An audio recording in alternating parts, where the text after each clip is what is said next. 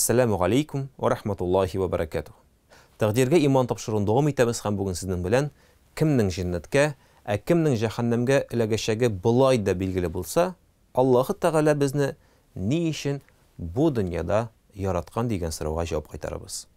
Кеше тәкъдирнең асылын аңламаса, яки аны дөрес кабул итмәсә, әлбәттә, шушы сорауны еш бирә. Ягъни, әгәр дә кемнең җәннәткә кируе алдан билгеле булса, кемнең җәһәннәмгә кируе алдан билгеле булса, Аллаһ Тәгалә безне ни өчен бу дөньяда яраткансың? Мондый сорауны бирүче кешенең дөньяга килүен мәгънәсез дип санавы аңлашыла ки, чөнки Аллаһ Тәгалә кулларының кайсы тамухка, кайсы җәннәткә эләгәсен алдан билгеләнгән. Алай гына да түгел. Әлеге мантыйкка иярсәк, бу дөньяга килүебез Аллаһ Тәгалә безнең киләчәгебез турында белмәгән очракта гына мәгънәгә ия булып чыга. Иң әүвәл шуны аңларга кирәк. Аллаһ Тәгаләнең киләчәк турындагы хәбәрдарлыгы һәм безнең яралтуыбыз мәгънәсе булар бөтенләй икесе ике төрле билгеләмә. Өстәвенә Аллаһ Тәгаләнең безнең киләчәк турындагы иксез-чиксез һәм очсыз-кырыйсыз белеме тирән мәгънәгә ия булу хакындагы фикерне сызып ташламый, ягъни кире какмый. Кеше шундый сорауны бирә икән, димәк ул үзенең әһәмиятен, бу дөньяга нинди максат белән килгәнлеген аңлап бетерми. Изге Коръән аятләренең берсендә Раббыбыз Аллаһ Тәбарәка ва Тәгалә булай дип буйрган. Әгәр ул икәүдә, ягъни күкләрдә һәм җирдә Аллаһтан башка илаһлар булса, ул икәү, ягъни күк һәм җир җимерелеп беткән булырлар иде. Гарешнең Раббысы булган Аллаһ алар яла яккан нәрсәләрдән өстен һәм пак. Аннан Аллаһ Тәгаләдән кылган нәрсәләре өчен соралмаячак. Алардан исә соралачак. Әл-Әнбия сүрәсе 22-23 аят. Икенче бер аятта мәрхәмәтле ва шәфкатьле Аллаһ Тәбарәка ва Тәгалә булай дип әйткән. Мин җиннәрне һәм кешеләрне миңа гыйбадәт кылсыннар дип яраттым. Әз-Зарият сүрәсе 56 аят. Без бу аятны барыбыз да беләбез һәм дөньяга безнең килүебезнең максатының бер аяты итеп мисал китерәбез. Ва ма халактул җинна вал инса илля лиябудун.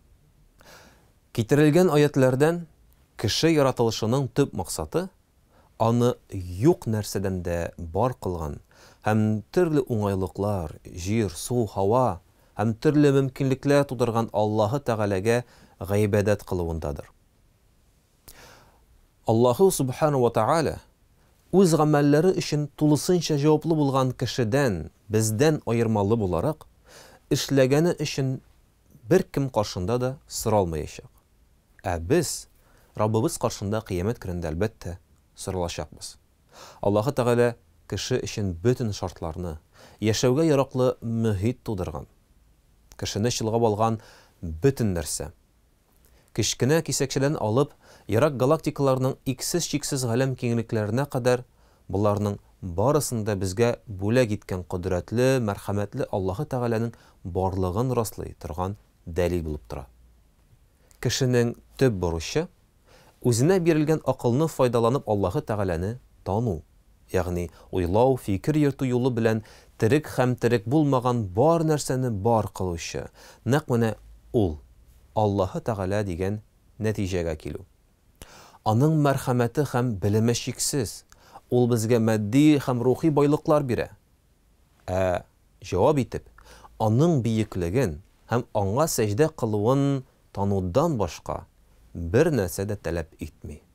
Аллаһ Тәгалә кешегә ризык бирә һәм аның өлешен билгели. Кеше барысы өчен дә аңа рәхмәтле булырга, аны танырга һәм ярдәмне дә бары тик аңардан гына сорарга тиешле. Ул бар кылучы һәм бөтен нәрсәнең хуҗасы. Кеше язмышы моны тану һәм бары тик Аллаһ Тәгаләдән генә ярдәм сорау. Без көненә ничә тапкыр Фатиха сүрәсен укыйбыз һәм әйтәбез: "Ияка нәгъбуду ва ияка настагин." Без сиңа гына, я Раббым, ялварабыз, гыйбадәт кылабыз, ва ияка настагин, һәм синдән генә сорыйбыз. Бу безнең асылыбыз булырга тиеш.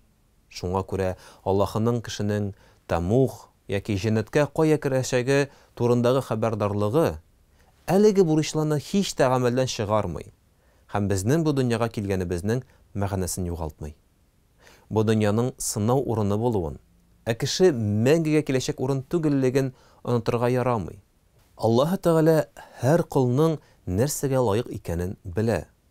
Һәм менә шушы лаеклы булган нәрсәнең, ягъни нәтиҗәне безгә күрсәтү өчен, кыямәт көнне каршы торырга урын калмасын, Раббыбызның һәр бер кулы үз гамәлләре нәтиҗәсен алсын дип, ул төрле сынаулар җибәрә.